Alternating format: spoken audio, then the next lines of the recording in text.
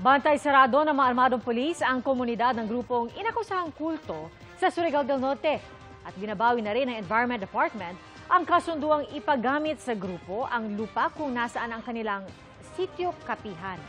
Nakatutok si Marisol Abduraman.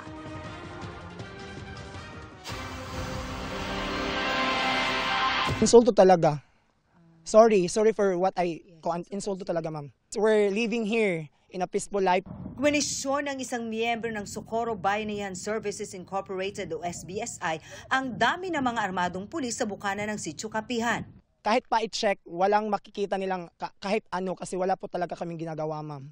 Ito ang unang checkpoint na dadaanan bago tuluyang makapasok sa komunidad ng SBSI sa Sitio Kapihan. Dati ang nakapwesto dyan sa kubo ay mga miyembro ng SBSI pero ngayon mga pulis na at dito na rin mismo ang kanilang checkpoint.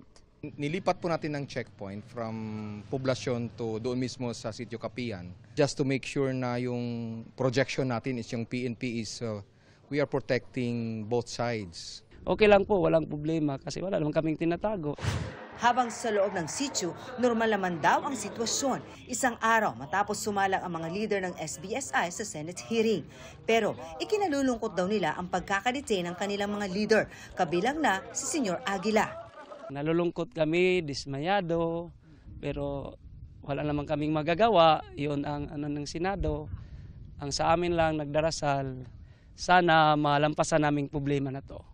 Para sa GMA Integrated News, Marisol Abduraman. Nakatuto, 24 oras.